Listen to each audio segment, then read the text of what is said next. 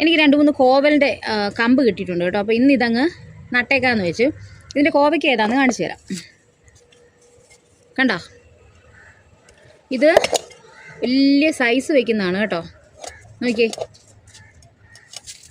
ഇതിൻ്റെ ഒരു 4 എണ്ണം അല്ലെങ്കിൽ ഒരു 3 എണ്ണം ഉണ്ടെങ്കിൽ ധാരാളമാണ്.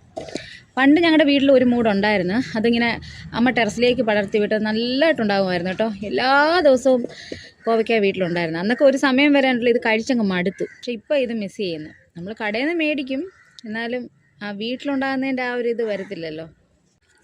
ആദ്യം 3 കമ്പും സെപ്പറേറ്റ് ആയിട്ട് വെക്കാമെന്നാണ് വെച്ചത്. പിന്നെ ഓർത്ത് വേണ്ട, 3 പേരോട് ഒരുമിച്ചിരുന്നോട്ടെ എന്ന്.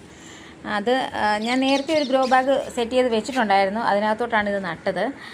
പിന്നീട് കുറച്ചുകൂടെ മണ്ണ് ചേർത്തിട്ടുണ്ട്. അപ്പോഴേക്കും എൻ്റെ കൃഷിയുടെ സൂപ്പർവൈസർ എത്തി. പിന്നെ അത് നട്ടതിന് ശേഷം കുറച്ച് വെള്ളം ഒഴിച്ചു കൊടുത്തു.